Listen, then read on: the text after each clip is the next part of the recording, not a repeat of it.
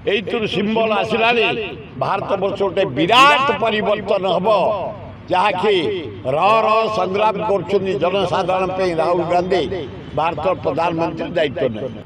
ଦ୍ୱିତୀୟ ବିହାରରେ ଘନଶ୍ୟାମ ସିଂ ବିଜେପି କି ହରେଇ ଜିତିଛନ୍ତି। ଯୋଡ଼ାଏ ଭଲ ପ୍ରଦେଶ ମଧ୍ୟପ୍ରଦେଶ ଏବଂ ବିହାର ରିନାଉଣ୍ଡ ପ୍ରଦେଶ ବିଜେପି କି ତଣ୍ଟିଆ ଦେଇ କାଢ଼ିଛନ୍ତି।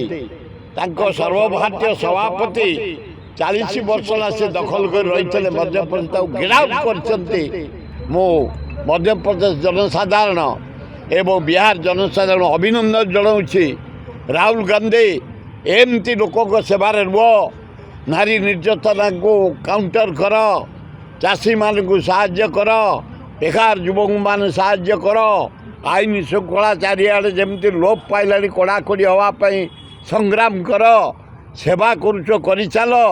ଯାହା ଜଣାପଡ଼ୁଛି ଜଳ ଏଇଠୁ ଜଣାପଡ଼ିଲାଣି ମଧ୍ୟପ୍ରଦେଶ ବିହାରରୁ କଂଗ୍ରେସ କମିଂ ଭାରତର ପ୍ରଧାନମନ୍ତ୍ରୀ ଦାୟିତ୍ୱ ଆପଣ ନେବେ ସମୟକୁ ପାଇଁ ରାହୁଲ ଗାନ୍ଧୀ। ବିଜେପିର କ'ଣ ବର୍ତ୍ତମାନ ପତନ ଆଡ଼କୁ ଆରମ୍ଭ ହେଇଗଲା। ମଧ୍ୟପ୍ରଦେଶ ତାଙ୍କର ଗଡ଼, ତାଙ୍କ ଜାତୀୟ ସଭାପତି ସେଇଠି 40 ବର୍ଷ ହେଲା ରଖିଥିଲେ, ଆଜି ଲୋପ ପାଇଛି। ଦ୍ୱିତୀୟ ବିହାର ଥିଲା ତାଙ୍କର ଗଡ଼, ଆଜି ଲୋପ ପାଇଛି।